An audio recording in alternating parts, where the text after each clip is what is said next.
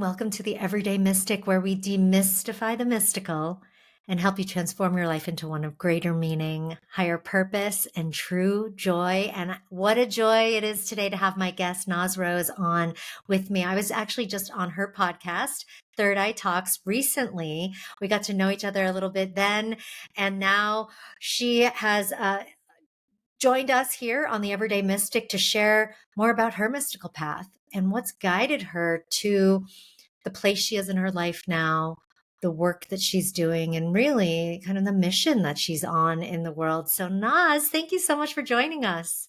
Thank you for having me here, and hello to the everyday mystics listening. Thank you for having me, Carissa. This is a great opportunity. You're so welcome. Do you consider yourself an everyday mystic? I do. It's a lifetime of mysticism in my world.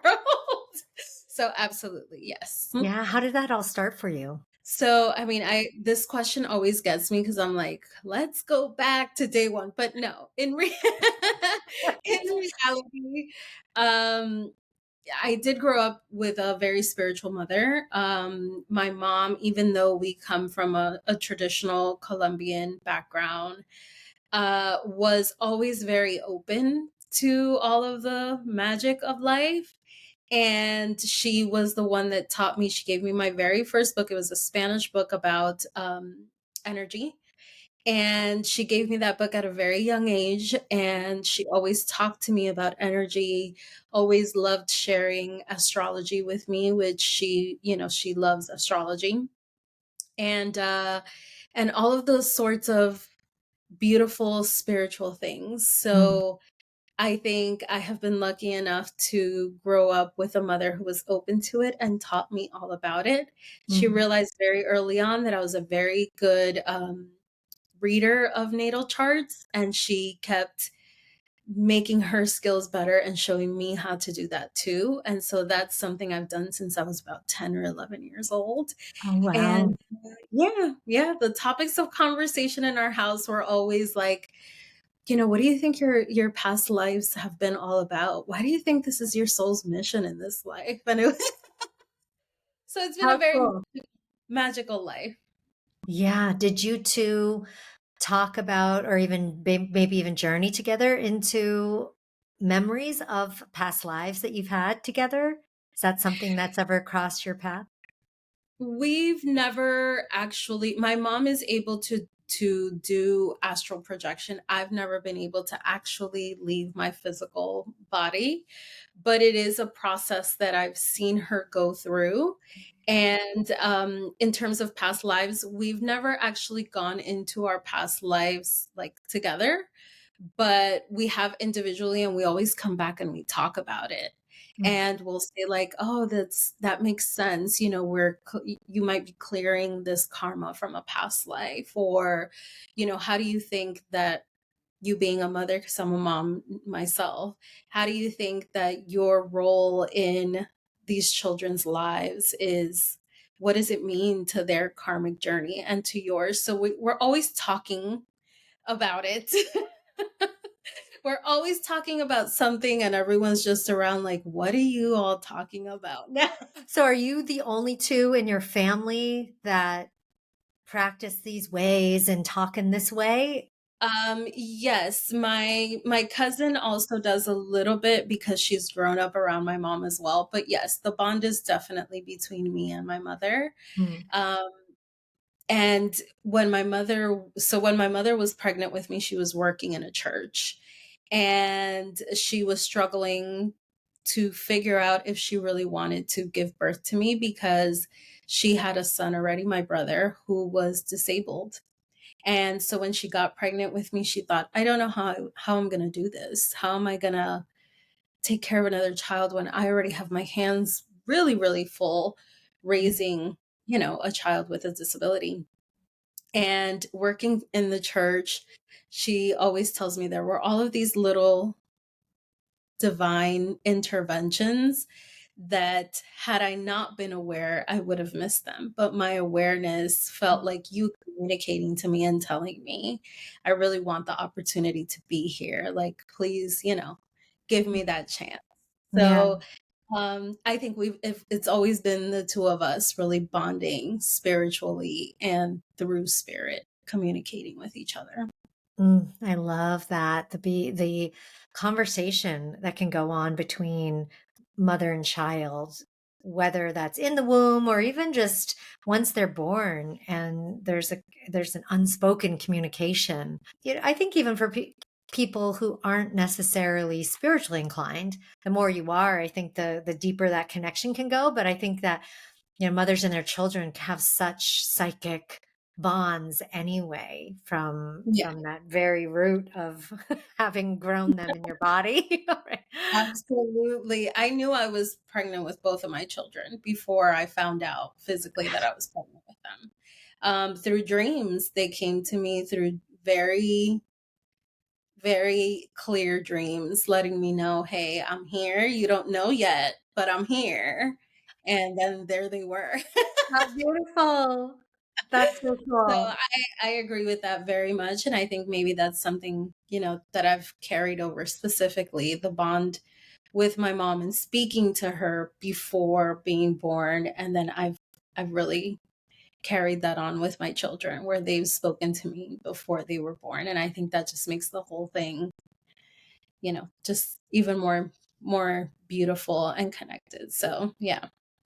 Now, do you have that kind of relationship with one or both of your children now that they're here earthside? Do you talk in the way that you and your mom grew up talking?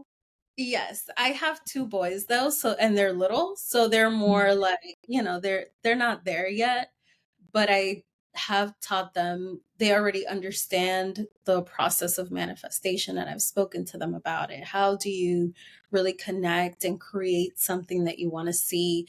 We'll even play little games like, I'll drive them to school and I'll be like, okay, what color car do you want to see today? Think of something crazy.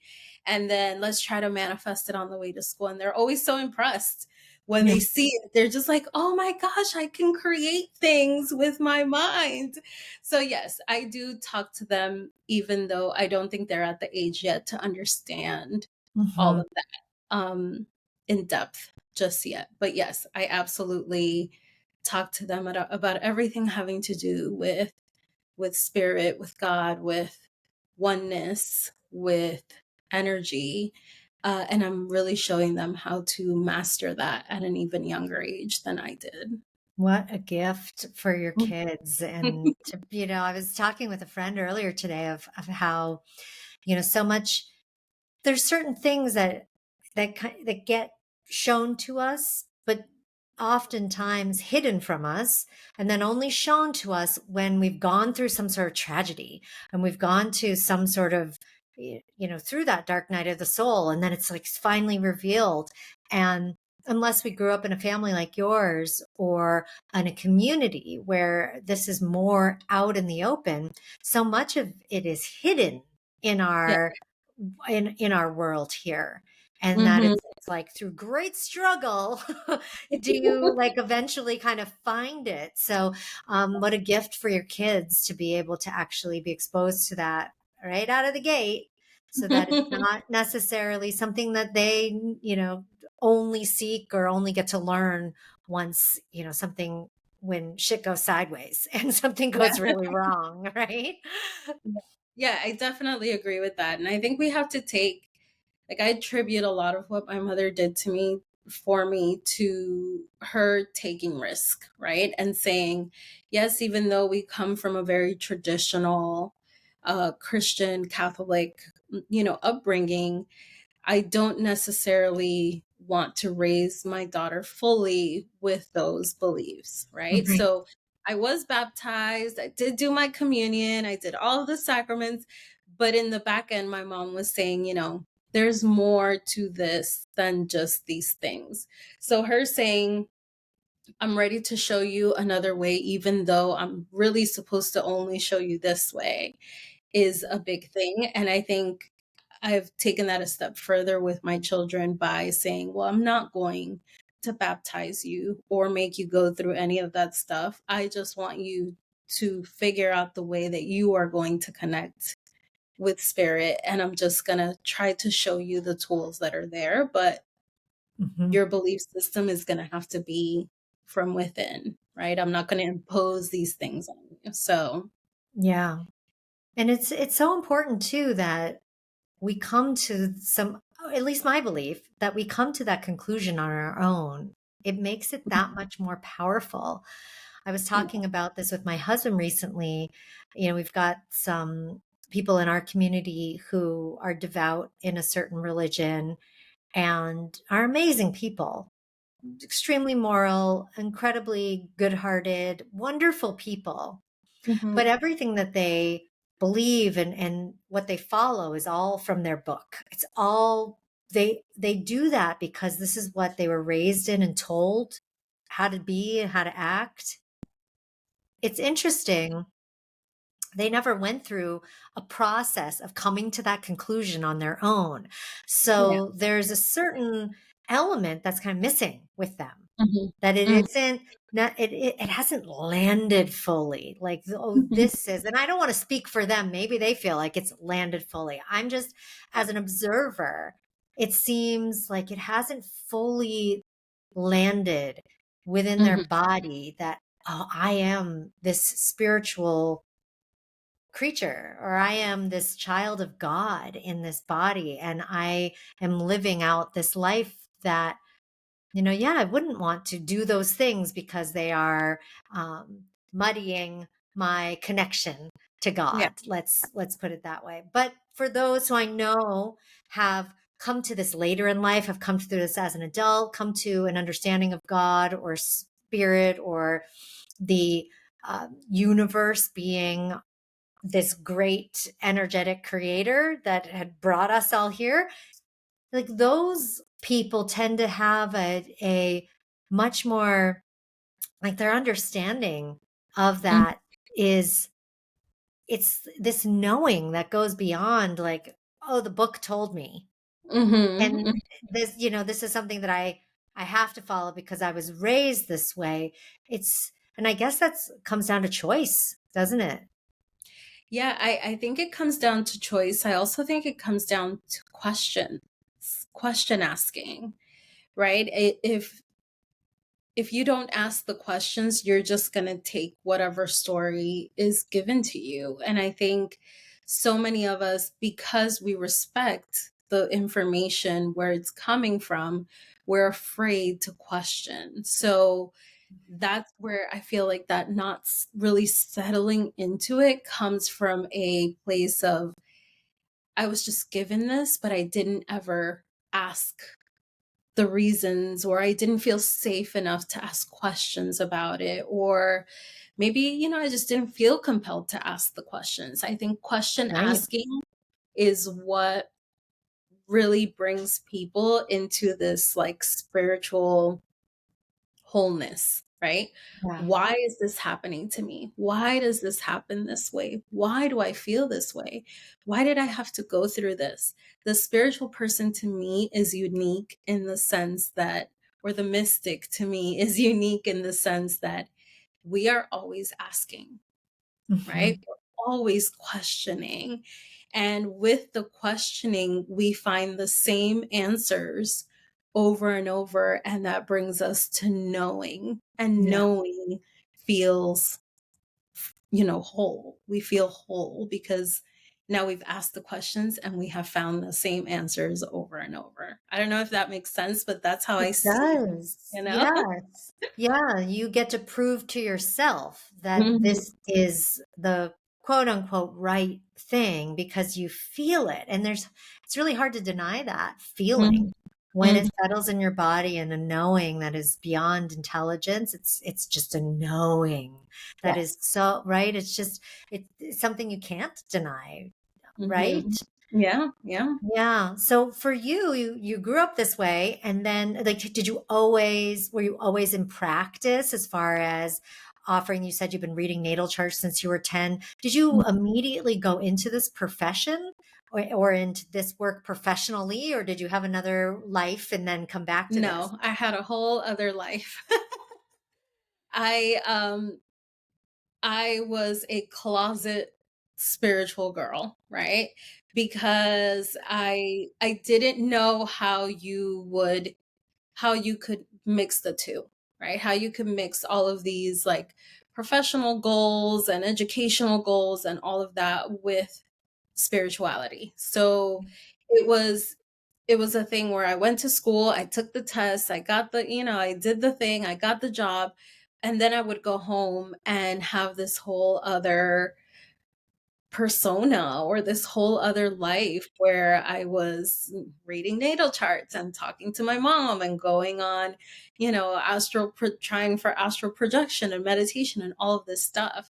So no, I was not always practicing this, but it like out in the open, but I was always doing it at home. So I would read charts all the time, friends, family, even recommendations from like close people. They would say, Naz really has a gift. Let her read or interpret your natal chart and let's see what comes up. And they would come over or they would, call or we would get together and I would read for them, for their kids. But I didn't really fully go into merging my profession with my home life until about 5 years ago, fully up until 5 years ago. So, Mm. yeah, How good prior did to that that, feel? oh my gosh, so good. It was so nice. And you know what's funny? I like went and told all these people I'm finally, I'm going to start my coaching company and it's going to be, it's going to have this aspect of like spirituality, change, etc. And they were like, "Well, it's about time." Because and I was like, "Wait." They're like, "Yeah, it's about time, Naz. It was time."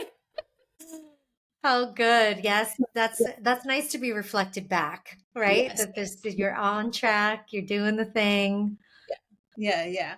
But prior to opening my company, I was in communications. So that was my background, marketing, journalism, question asking, Yeah.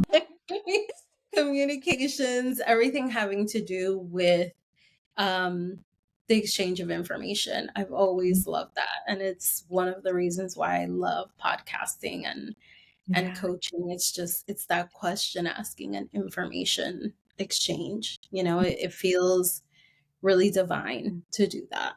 I don't know a ton about astrology. And the reason being is, I mean, I could learn all about it now, but I grew up not knowing my birthday, so I could Mhm. never know my chart. So it was just I never got interested in it because I didn't know, I didn't have the ingredients to find it all out.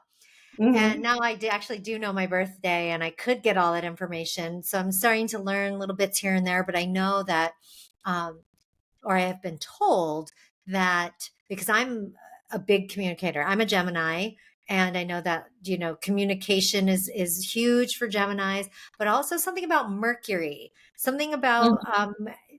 Mercury in my chart is also lends to that. Is that language that you understand? Do you Yes. have is that Yes. strong for you in your Oh chart yeah, as well? definitely. So Mercury is the ruler of Gemini, meaning it's the planet that rules over the sign of the twins. And having everyone has Mercury somewhere in their chart, right? Everyone has Gemini somewhere.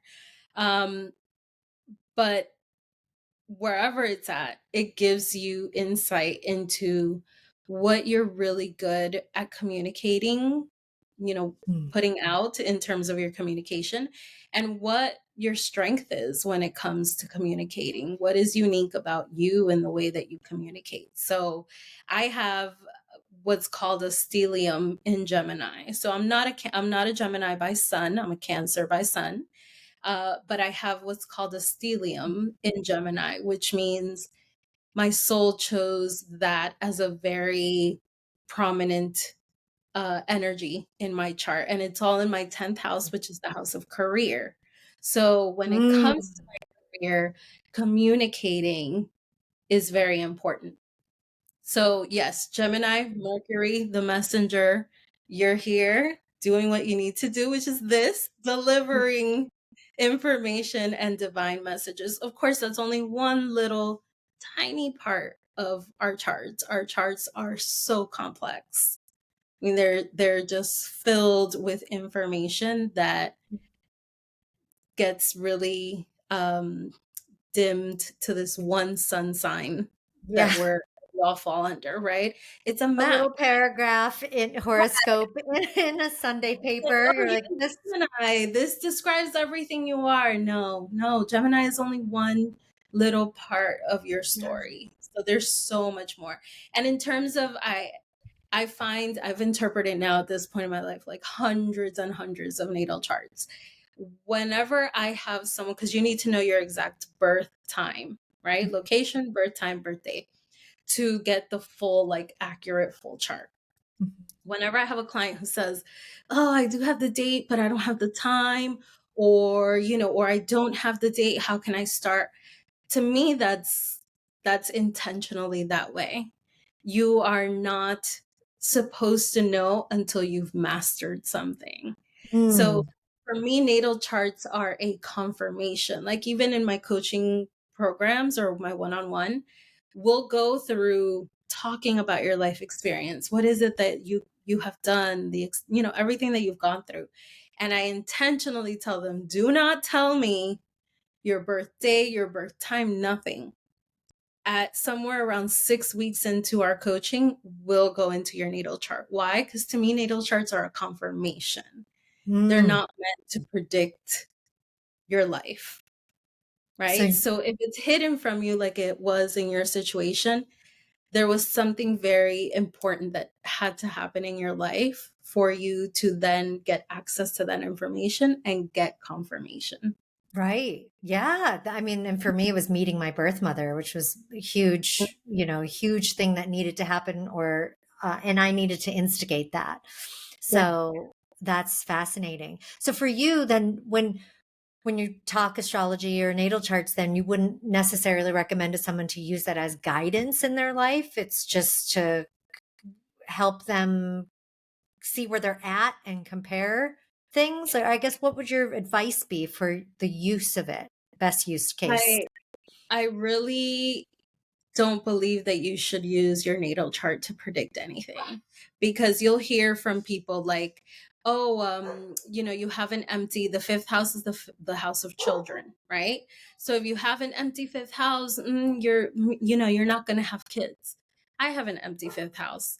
I have two Mm, kids, right? So if I had spoken, if I didn't know astrology and didn't know the meaning of our natal charts, I could get with someone who is unexperienced in it, and they might give me that feedback, and now that energetically sets me up to believe something. influencing you. Yeah. So Yeah. um never, my advice is never use your natal chart to predict the outcome, because we are sovereign beings. We can create whatever we want to do, right?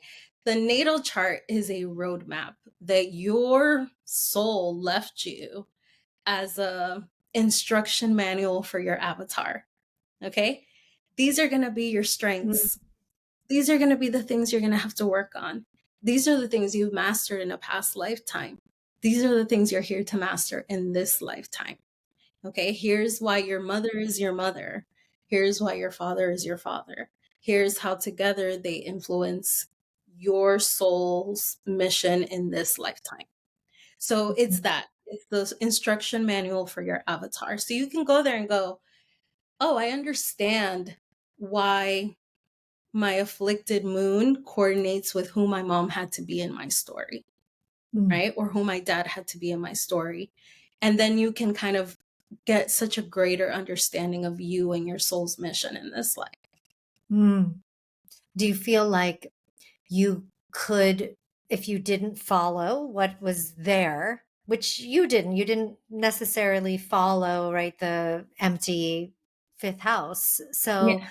um, how do you think that impacts your life?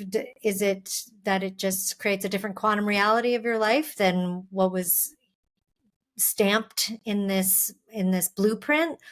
hmm Yeah, I think the way that it has or that it influences us is we already know that the things that are in our natal chart through our experiences, right? We already have that intuition. Like maybe if I wouldn't have had access to my natal chart, I would have still landed on the fact that I love that my job has to have an element of communication and exchange of knowledge, right? I would have come to that conclusion with or without a natal chart. But the natal chart allows me to see, oh, yes, that is true. That does feel right. And now I feel like I have a an added layer of knowing to my journey that yes, I'm meant to feel this way. I'm not wrong for feeling this way or going in that direction. So like I said, it gives you this confirmation, this extra added layer of knowing to things that you're going to find regardless if you just travel your path and follow the breadcrumbs, like you said, Yeah. right? Follow the breadcrumbs. You're gonna land on it. So now for you, let's say you didn't know your natal chart, but you'll look at it and you'll say, oh yeah, I came to all of those conclusions without knowing it. But it's nice to know that I can trust myself to get me Mhm. to where I need to be. Yeah. Make sense? Yeah, I was just talking to somebody about astrocartography, which I hadn't heard about before. Is that something that you've come across that you even might do in your Yes, work? I don't do astrocartography, but I have absolutely heard of it. And I've seen it in action in so many of my clients who are like, I have Saturn running through this, through this city, and they really feel that energy in that city. And I think we all do. It's like going to a city and not understanding why you fall in love with it or why, Mhm. even though everybody loves it, you don't like it. That's something that can be explained through astrocartography. You can understand why. And again, you can be like, oh, now I know why I don't like this place. Or I love it here, even though everybody's like, oh, it's terrible and traffic and it stinks. So Yeah. yeah. I mean, I think everybody, well, at least so many people in my world experience this, right? They might Mhm. have been born in Switzerland, but they are at home in Mexico, or they are at, more at ease in a city when they grew up in a rural environment. And so Mhm. it's so interesting how that all Mhm. comes to play. How Yeah. does it, when you're looking at a chart and you're reading for somebody, or I guess maybe giving them confirmation Mhm. about things, is it, can you just see everything there and then you provide that information? Or are you also working with questions that people provide for you to give you context in the chart? No, it's always strictly confirmation. And this is again why I hold off on ever reading for someone until I have known their story and their journey, because then I'm just confirming the stuff for you and allowing you to see where it's coming from, right? Instead of coming out of the gate and putting my own experiences or things into your chart. This is your chart. This is your manuscript. So, am I able to immediately see themes? Yes. And those are things like the shape. Every single one of us, our natal chart will fall into one of 7 shapes, all of them. Mm. Millions and millions and millions, they will fall into one of 7 shapes. And whatever that shape is the initial. So the way I look at charts is I start from really far away, right? I'm looking at the shape, and then I get closer and closer and closer to really hone in on the specifics of it. So um the shape is always telling. If you have the shape called a bowl shape, which is like everything is very tight and knitted in one area, then I know you came here with like a very specific focus, right?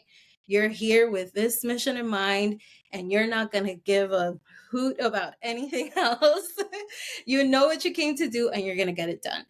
Whereas if I see your chart and you kind of have it all over, there's planets and almost all of the houses, it's very spread out, then I know you're someone who is like able to go into many roles and you're more well-rounded, right? You wanted to come in and get a taste for all of the things of life, and you're not like, bam, I'm here just for this.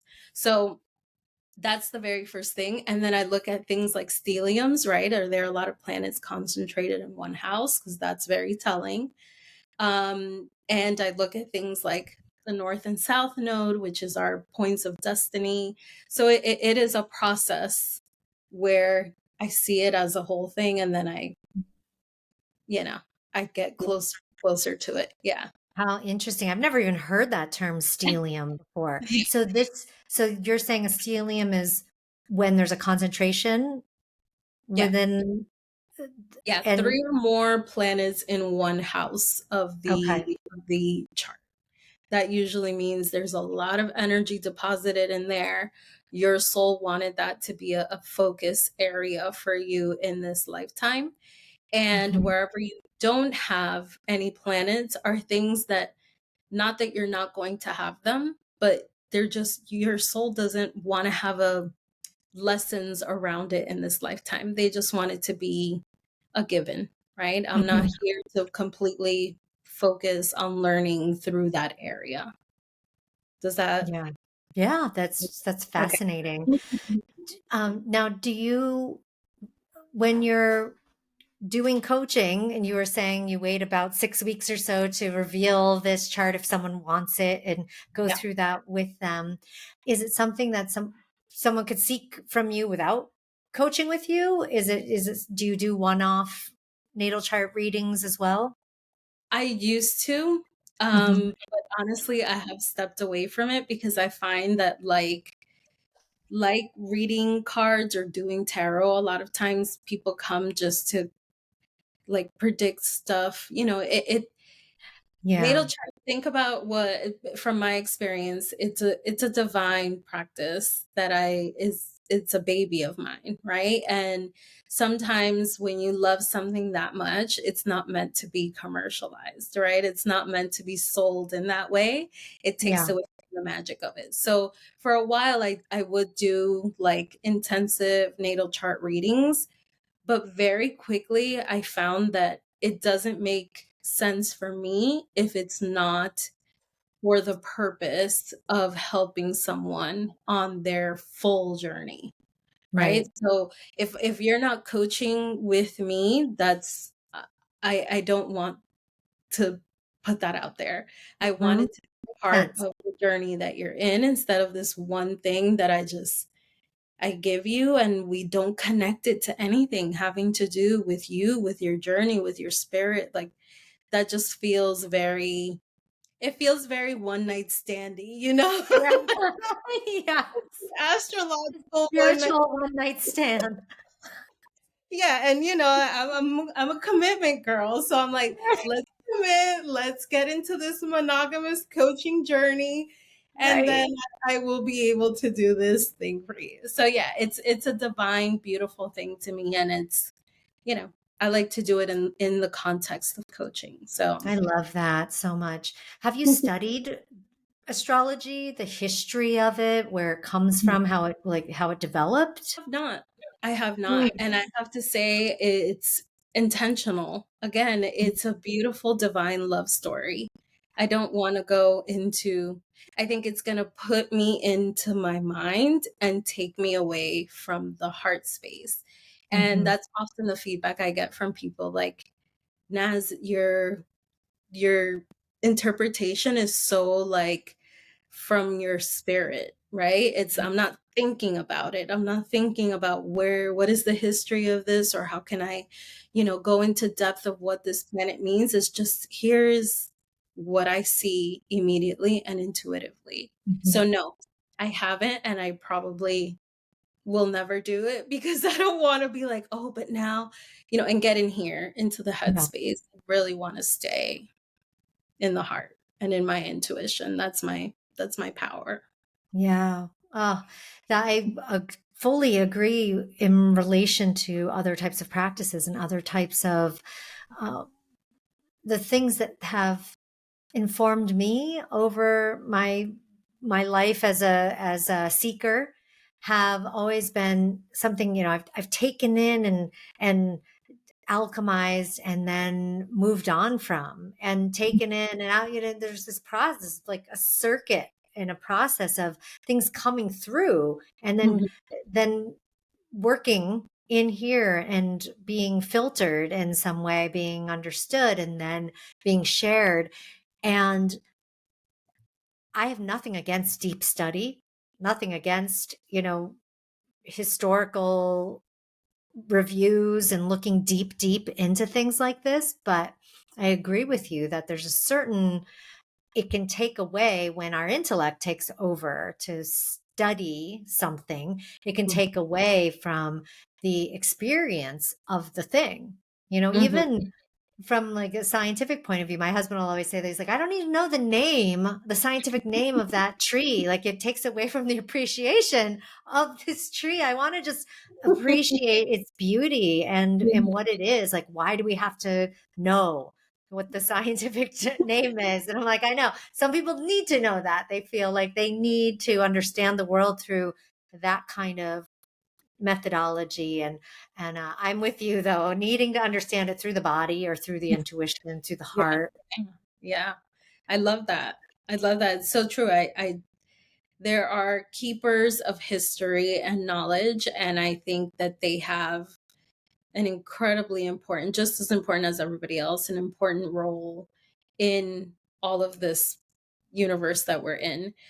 But I think for some of us, it really is detrimental. It takes away from the beauty and the feeling of being in it and just intuitively delivering what that is. Mhm. And it's the same. I mean, when I became a coach, I did get my coaching certification, but then somebody was like, "Well, are you going to go and like try to become a master coach and do it?" And I was like, "Hold, pause." I was like, the way that I'm doing things, it's not for everyone, but it's the way that works for me. And that's why my clients choose me, because I'm not trying to give them like the full wheel of life and, those strict like question and goal setting and smart goals. I want to feel from you what it is that you really want to create, what's behind your words. And Mhm. being in my mind about the process of coaching you is not going to allow me to do that.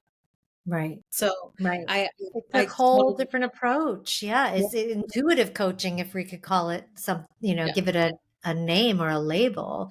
And I Mhm. definitely approach things that way too. It's what, showing up with that person and with spirit in that moment. What's present for us here right Yeah. now? What's present for you? Where's this going? Let's tap into that and tap into the really what's showing up, not like, oh, I've got this set of processes and activities and that we're going to go through and I have all these questions that I've designed for you to bring out X, Y, and Z. Yeah. Again, nothing wrong with that if that's someone's No, process, not but at all. Not at yeah, all. I'm I think similar. that's like a really great um thing to share, I think, with this beautiful audience of yours is you please don't wait for somebody to give you permission or a degree or Mhm. a green light to share what is divine knowledge for you, right? And I was talking to a client about this last week who was like, "Well, who am I to call myself a healer and to do?" And I was like, "Okay, so wait a minute. You're telling me that you will allow a professor at XYZ university to deem you adequate to do something, but you won't trust God to give you a degree in whatever your divine knowledge is. You won't accept that you have divine knowledge that you don't know where it came from, that you can't be taught in school, that you can't get from anybody else from your heart. So please do not wait for permission. You have a degree from source to go Mhm. and teach what it is that is in you, right? You don't need any permission to share that."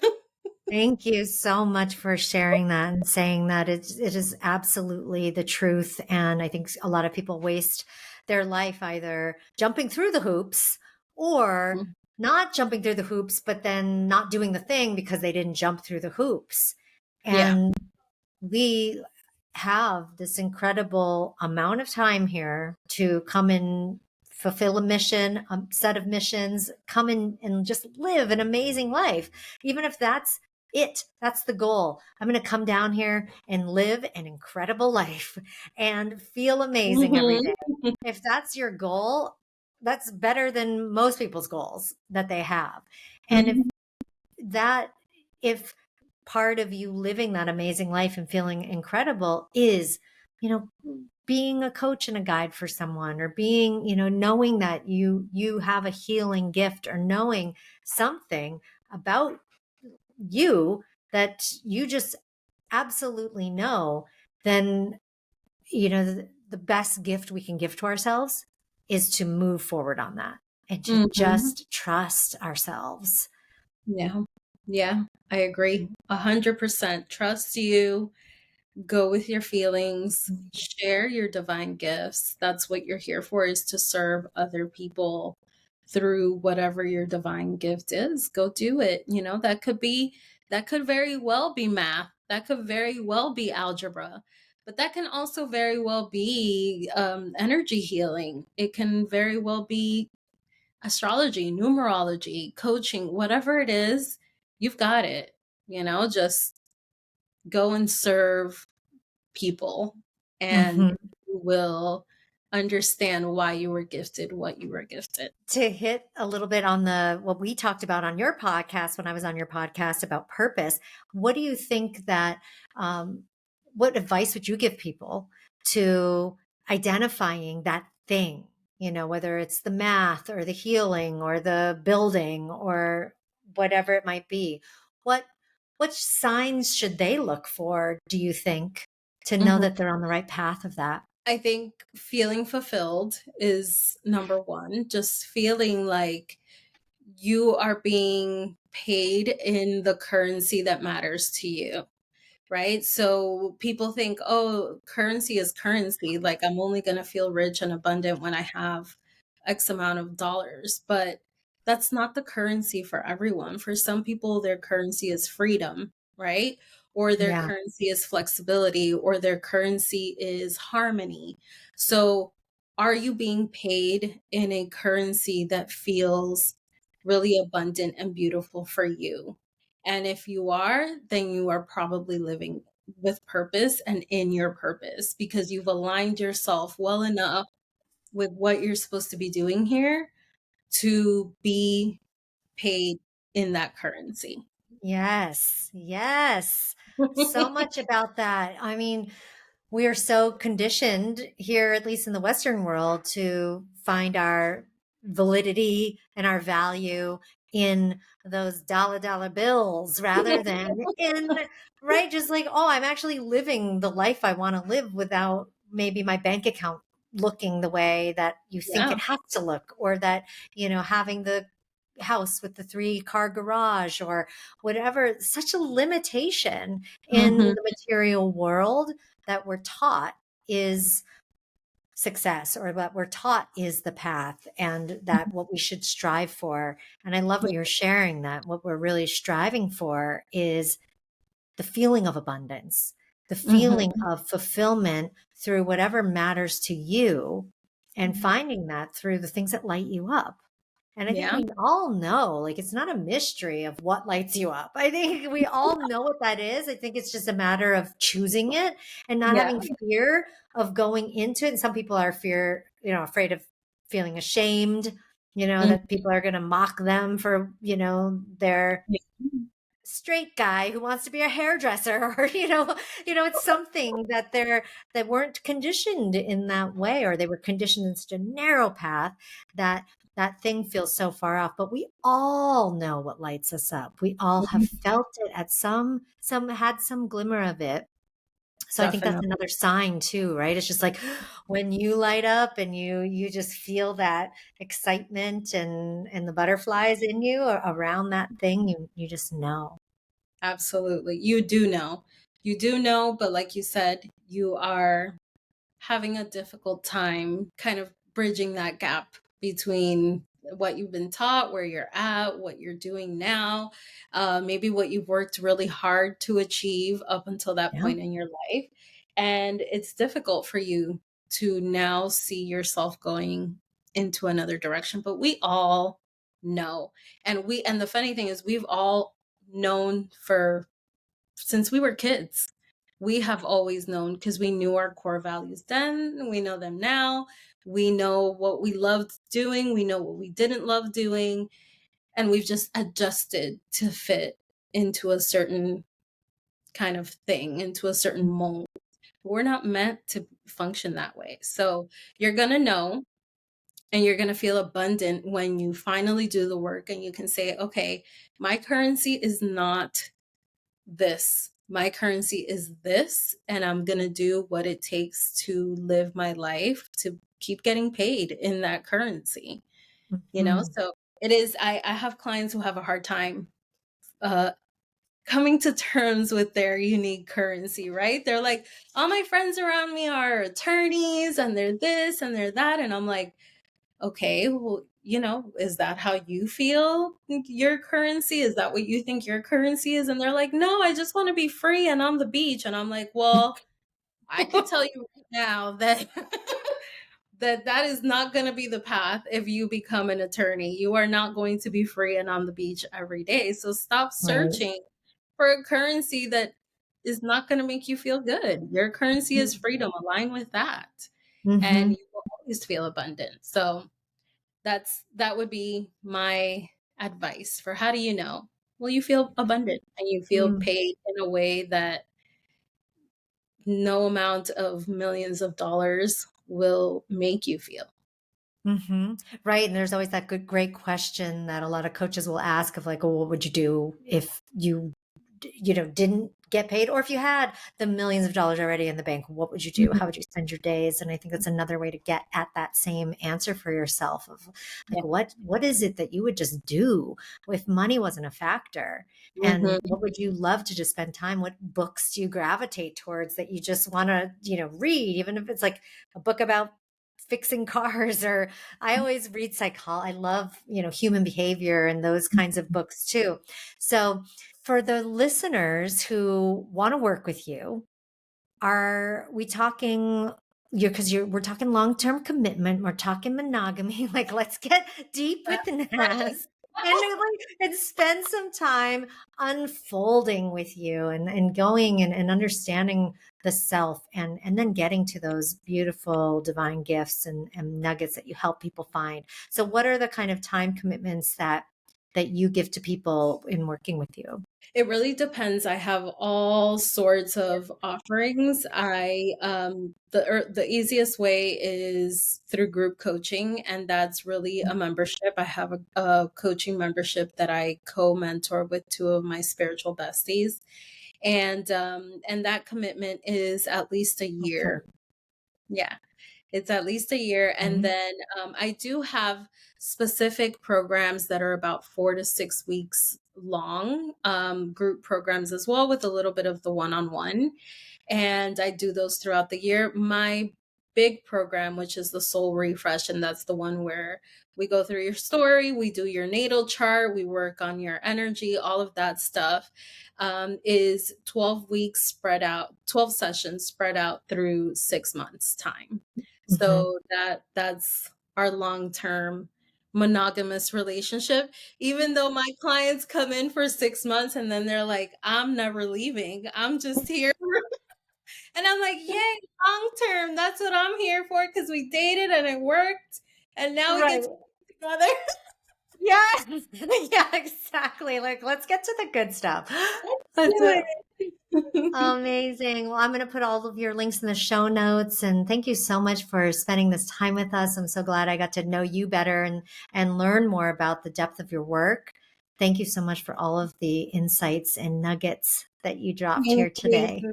Thank you, Carissa, for having me and for giving me the opportunity. I know as a fellow podcaster that our audiences are our babies and we, open up the space for the right people. So I appreciate you bringing me on and giving me access to your beautiful audience. I Such a appreciate it. pleasure. Thank you so much.